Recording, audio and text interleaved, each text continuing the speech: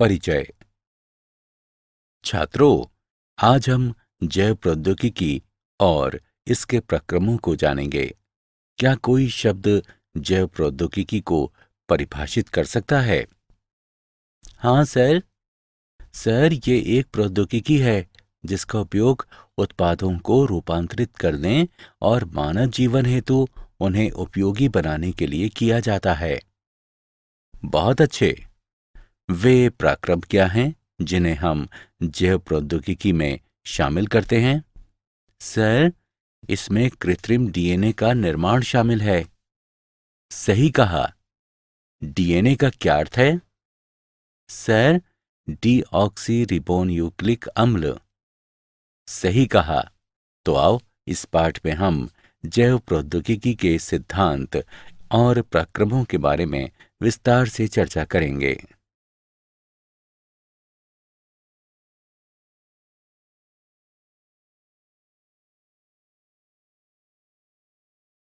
उद्देश्य। इस पाठ के अंत में आप निम्न करने में सक्षम हो जाएंगे: जैव प्रौद्योगिकी के सिद्धांतों का वर्णन करना, एक कृत्रिम पुनर्योगज डीएनए अणु के निर्माण का वर्णन करना, पुनर्योगज डीएनए प्रौद्योगिकी के साधनों का वर्णन करना, डीएनए खंड के पृथक्करण एवं विलगन की चर्चा करना, क्लोनिंग संवाहक का वर्णन करना, पुनर्योगज डीएनए प्रौद्योगिकी के प्रक्रमों का वर्णन करना। जैव प्रौद्योगिकी के सिद्धांत। जैव प्रौद्योगिकी एक तकनीक है जिसमें उत्पादों को बनाने या रूपांतरित करने, पौधों या जंतुओं में सुधार करने के लिए या विशिष्ट उपयोग हेतु सूक्ष्म जीवों का विकास करने के लिए जीवों का उपयोग किया जाता है।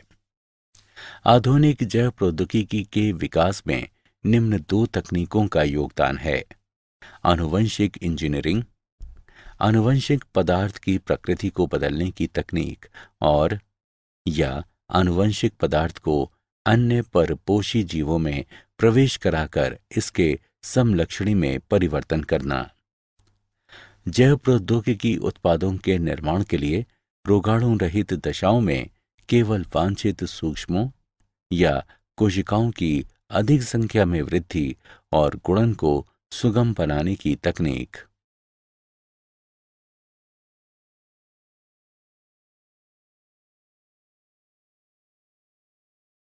आनुवंशिक इंजीनियरिंग के सिद्धांतों का विकास। संकरण उत्पादों में सुधार के लिए पादप प्रजनन और जंतु प्रजनन में उपयोग की जाने वाली पारंपरिक विधि है।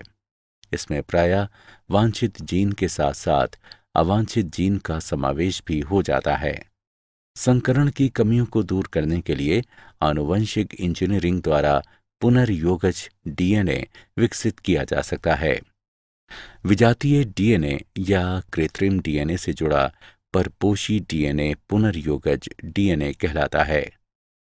प्रतिकृति का मूल डीएनए का अनुक्रम है, जिस स्थान पर प्रतिकृतियन या एक गुणसूत्र प्लाज्मिड या वायरस पर शुरू होता है। जीवाणु, प्लाज्मिड तथा छोटे वायरसों सहित छोटे डीएनए के लिए एकल मूल ही पर्याप्त है। बड़े डीएनए में अनेक मूल होते हैं और डीएनए प्रतिकृतियन उन सभी मूलों पर शुरू होता है।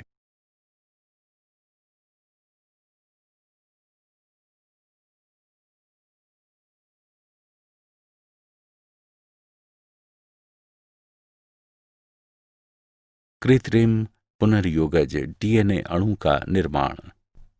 जब विजातीय डीएनए प्रतिकृति के मूल से जुड़ा होता है तो परपोषी जीव में डीएनए प्रतिकृति एवं गुणित हो सकते हैं।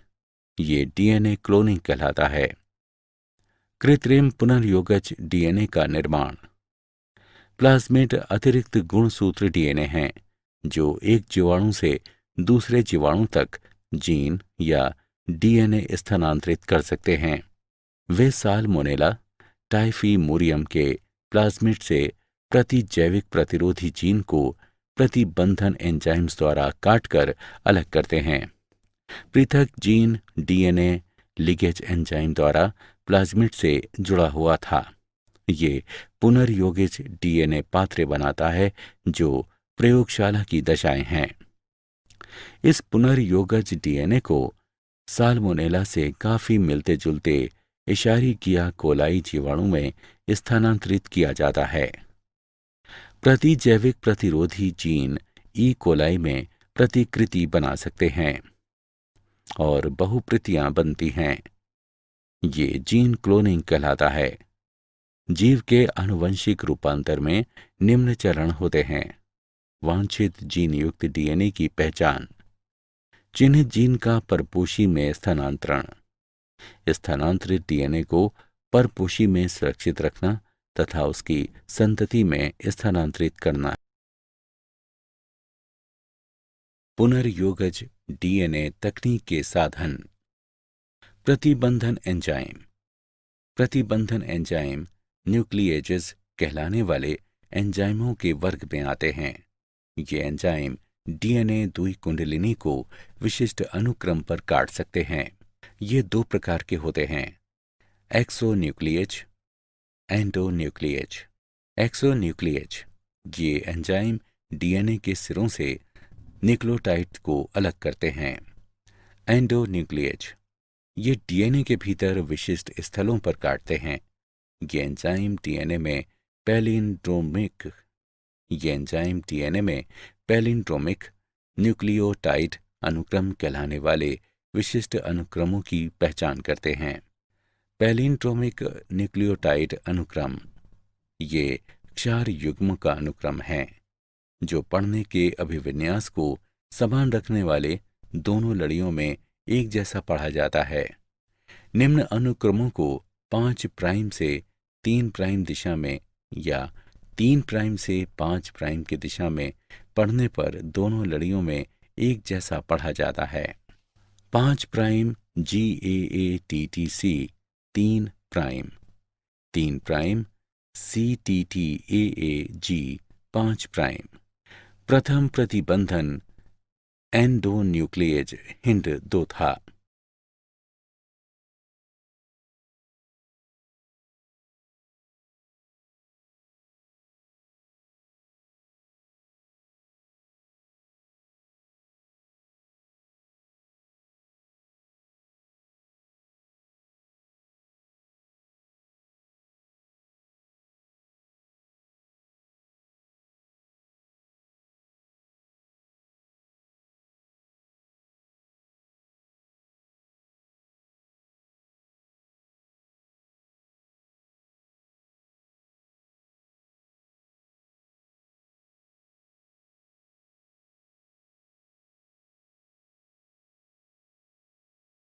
प्रतिबंधन एंडोन्यूक्लिएज एंजाइम की क्रिया द्वारा पुनर्योगज डीएनए के निर्माण में चरण।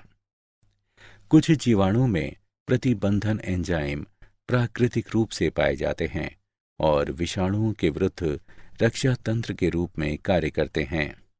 प्रत्येक प्रतिबंधन एंजाइम एक विशिष्ट स्थल यानी पहचान स्थल पर काटता है जहां न्यूक्लियोटाइड्स का एक विशिष्ट अनुक्रम पाया जाता है। प्रतिबंधन एंजाइम EcoR1 में निम्न पहचान स्थल होते हैं: GAATTC,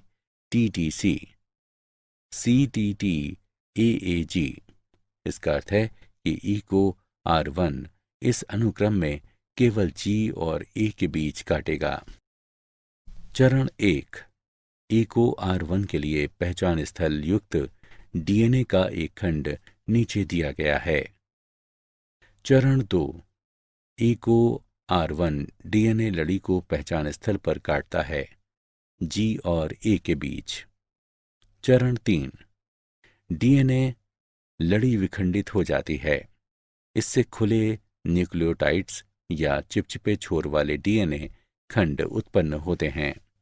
अन्य प्रतिबंधन एंजाइम उदाहरण के लिए हिंड 2 में सीध में काटता है और बंद न्यूक्लियोटाइड वाले डीएनए खंड उत्पन्न करता है। ये खंड अनासंजी सिरे कहलाते हैं।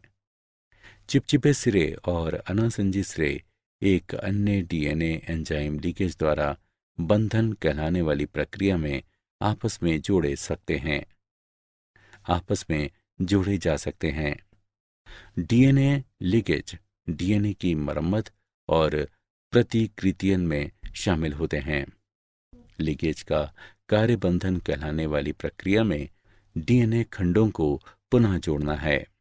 डीएनए खंड 4 युग्म रेखण का उपयोग करके आपस में जुड़ जाते हैं।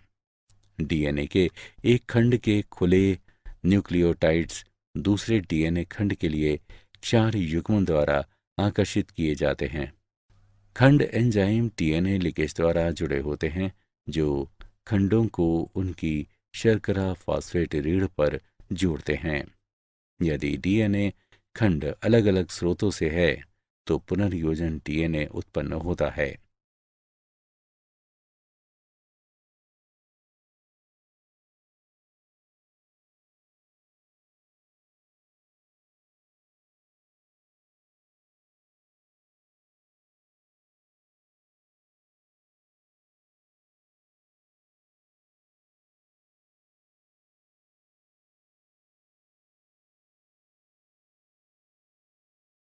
डीएनए का उत्पादन। पुनर्योगज डीएनए का उत्पादन प्रतिबंधन एंजाइम ईको की क्रिया के परिणाम स्वरूप होता है और बंधन को निम्नलिखित आरेख में दर्शाया गया है। एंजाइम दोनों डीएनए को समान आमाप पर काटता है। उसके बाद दोनों डीएनए खंडों को चिपचिपे सिरों पर जोड़ा जा सकता है और इसके फलस्वरूप पुनर्योगज डीएनए बनता है।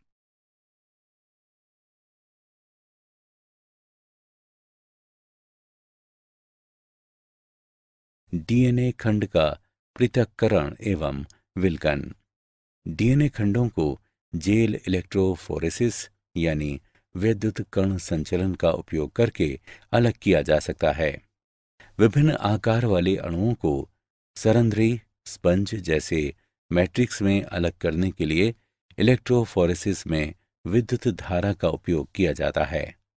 बड़े अणुओं की तुलना में छोटे अणु जेल रंध्रों से बहुत आसानी से गति करते हैं।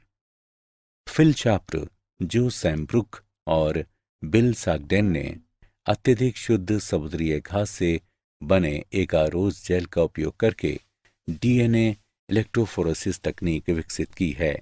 जेल को विद्युत प्रवाहित होने वाले लवण विलयन से भरे टैंक में डुबोया जाता है। पिपेट का उपयोग करके डीएनए प्रतिदर्श को एगारोज जेल में बने स्थानों में लाता जाता है। डीएनए प्रतिदर्श रंगहीन होते हैं, लेकिन शोधकर्ता नीले रंग की ट्रैकिंग डाई मिलाते हैं। इससे प्रतिदर्शों को लादना और जेल से होकर डीएनए प्रवासन को आंखों द्वारा देखना आसान हो जाता है।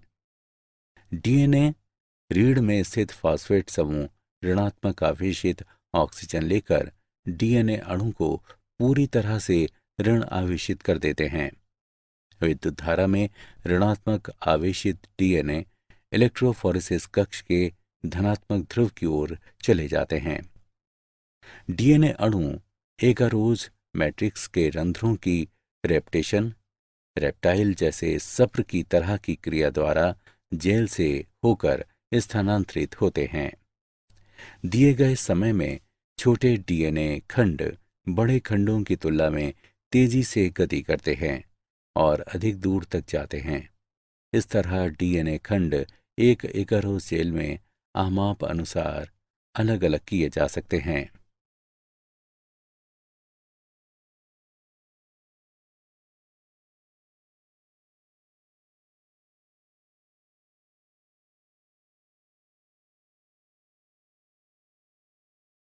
क्लोनिक संवाहक।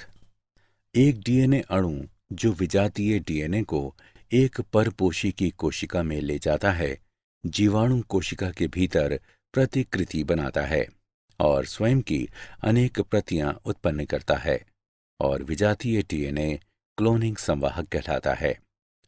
क्लोनिंग संवाहक प्रतिबंधन एंजाइमों के लिए अगले महत्वपूर्ण साधन हैं। सामान्य क्लोनिंग संवाहक प्लाज्मिड और जीवाणु भोजी हैं। एक संवाहक में क्लोनिंग को आसान करने के लिए निम्न विशेषताओं की आवश्यकता होती है। प्रतिकृतियन की उत्पत्ति यानी मूल।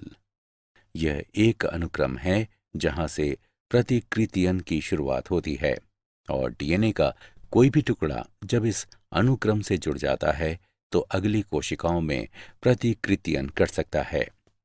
वर्ण योग्य चिन्हक। मूल ओरी के साथ संवाहक को वर्ण योग्य चिन्हक की भी आवश्यकता होती है जो रूपांतरजों और अरूपांतरजों की पहचान करने में सहायता करते हैं। उदाहरण के लिए एम्पिसिलिन, क्लोरैम्फेनिकोल, टेट्रासाइक्लिन आदि जैसे प्रतिजैविकों के प्रति प्रतिरोध क्रोडित करने वाले जीनों का वर्ण योग्य चिन्हकों के रूप में उपयोग किया जाता है। रूपांतरण ये एक प्रक्रिया है जिसके द्वारा एक डीएनए खंड को परपोषी जीवाणु में प्रवेश कराया जाता है।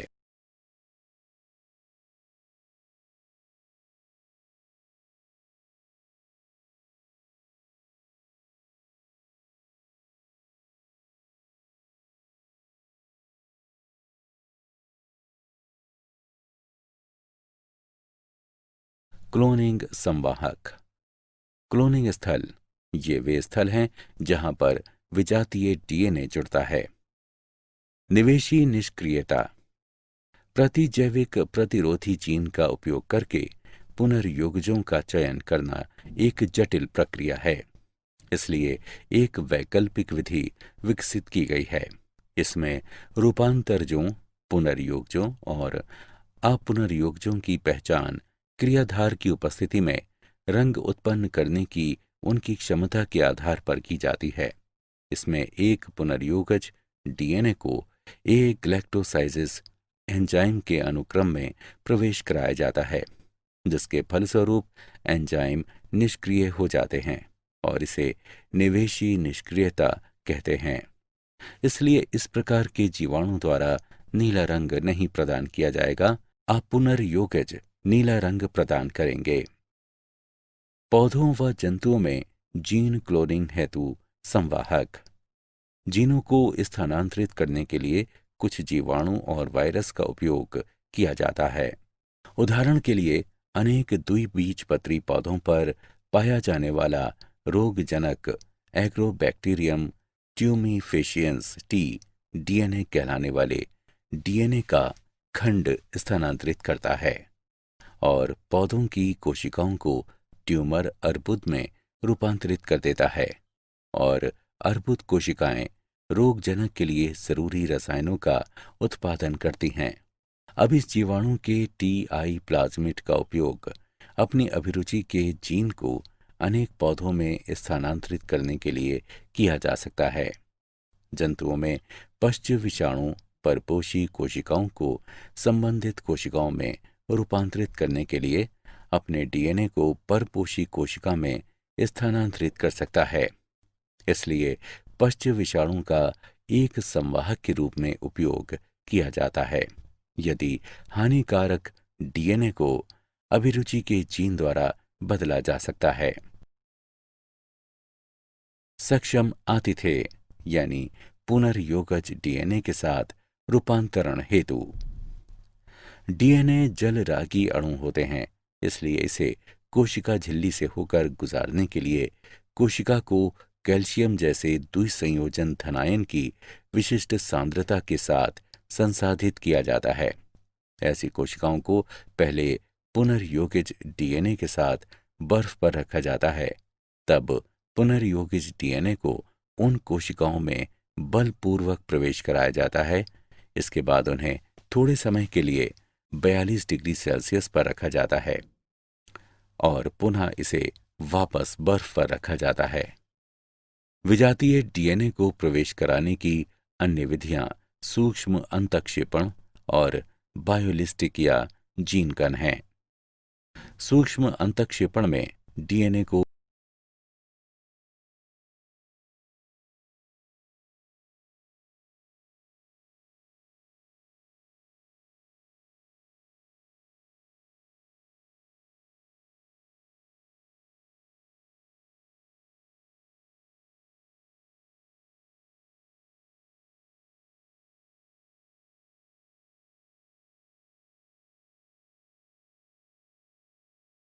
पुनर्योगज के पराक्रम।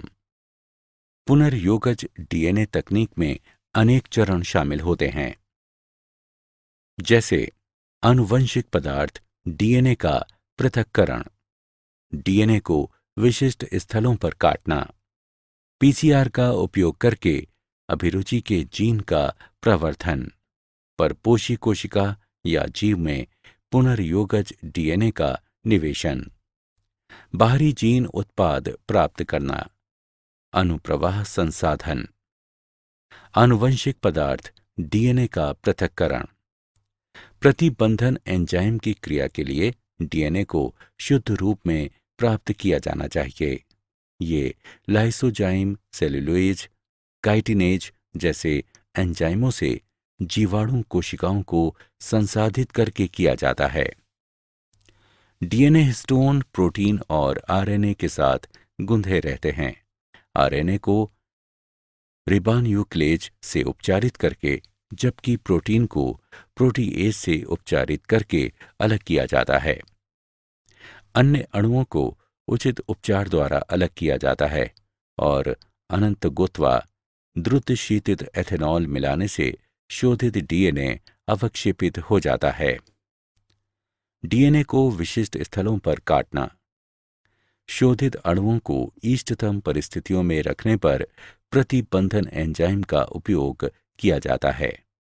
प्रतिबंधन एंजाइम की वृद्धि जांचने के लिए पाचन एगारोज जेल इलेक्ट्रोफोरेसिस का उपयोग किया जाता है। पुनर्योगज डीएनए तैयार करने के लिए स्रोत डीएनए से काटा गया अभिरुचि का जीन तथा खाली जगह के साथ कटे हुए संवाहक को मिश्रित किया जाता है और लिगेज मिलाया जाता है। पुनर्योगज डीएनए प्रौद्योगिकी के प्रक्रम। पीसीआर का उपयोग करके अभिरुचि के जीन का प्रवर्धन। पॉलीमरेज श्रृंखला अभिक्रिया यानी पीसीआर विशिष्ट डीएनए अनुक्रमों का घातांकी प्रवर्धन प्रदान करती है।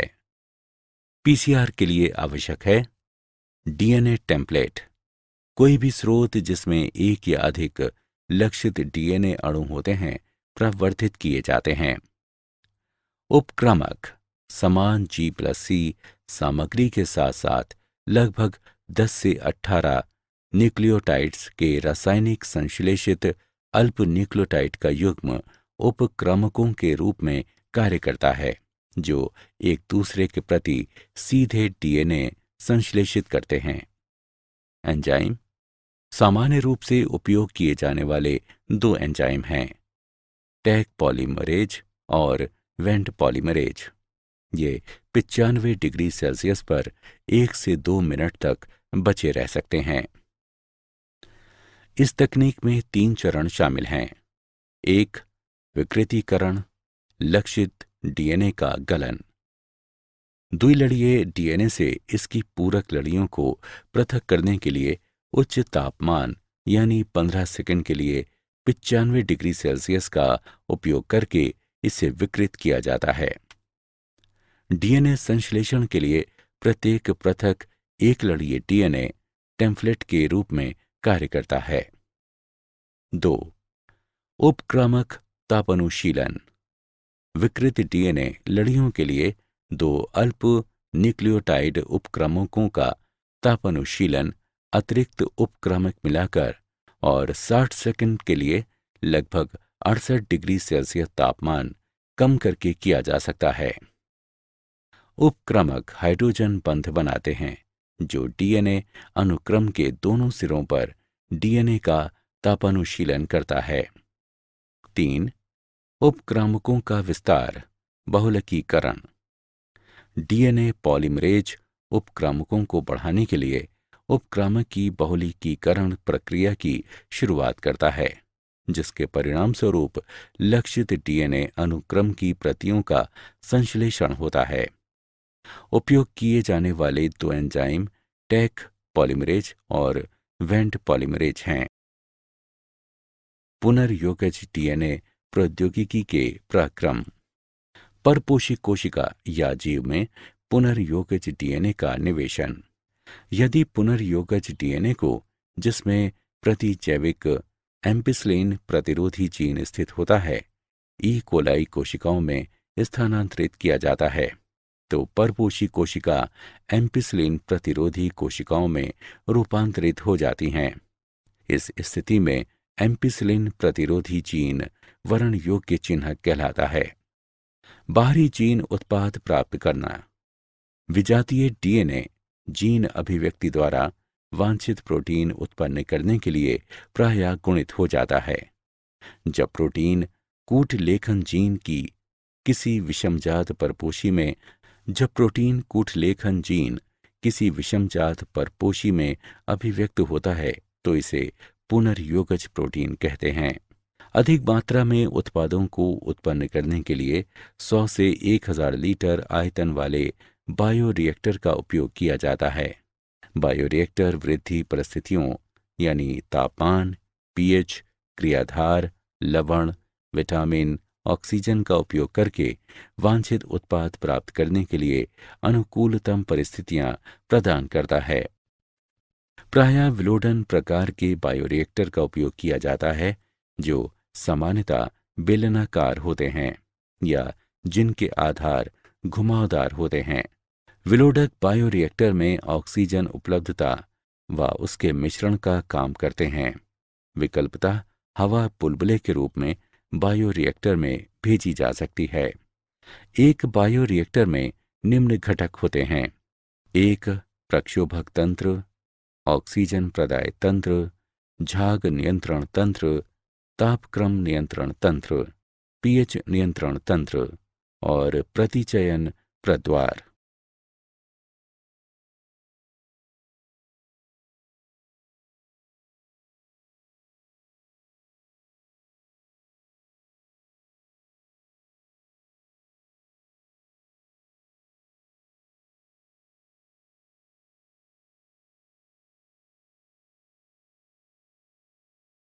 पुनर्योगज डीएनए प्रौद्योगिकी के पराक्रम।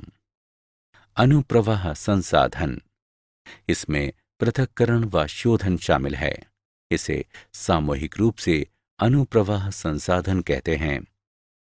औषधि के मामले में ऐसे संरूपण को चिकित्सीय परीक्षण से गुजारते हैं। अनुप्रवाह संसाधन प्रत्येक उत्पाद के लिए भिन्न भिन्न होता है।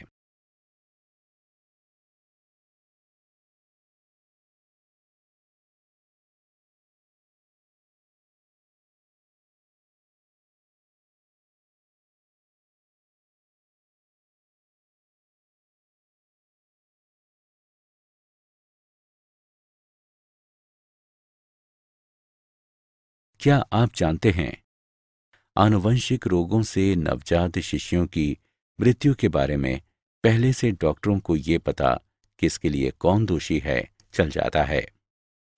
अब वैज्ञानिकों ने नियमित चिकित्सा देखभाल के लिए जीन मैपिंग के करीब पहुंचकर 1 सप्ताह के बजाय कुछ ही दिनों में उन शिशुओं के डीएनए के कुट लेखन का एक तरीका खोज लिया है। सिर्फ 50 घंटों में हम नवजात शिशु के जीनोम का विकोडन और व्याख्या कर सकते हैं। सारांश।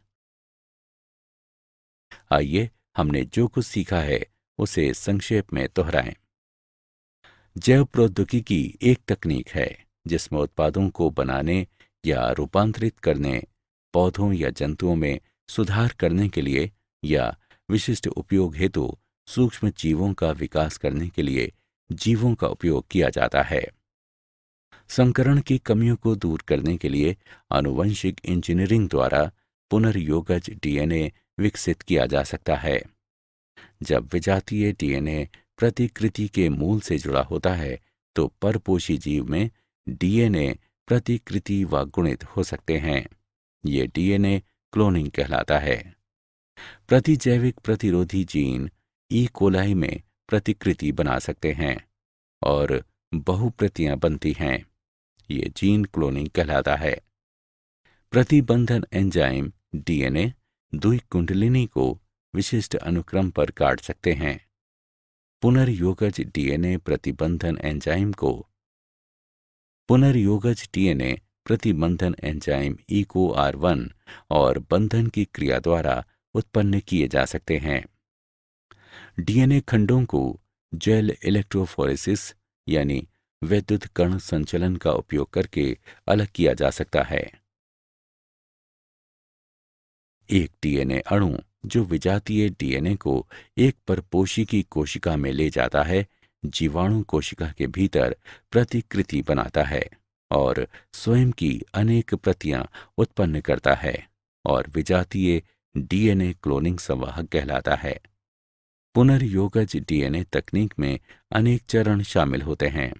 आनुवंशिक पदार्थ का पृथक्करण, आनुवंशिक पदार्थ यानी डीएनए का पृथक्करण, डीएनए को विशिष्ट स्थलों पर काटना, पीसीआर का उपयोग करके अभिरुचि के जीन का प्रवर्धन, परपोषी कोशिका जीव में पुनर्योगज डीएनए का निवेशन, बाहरी जीन उत्पाद प्राप्त करना, अनुप्रवाह संसाधन,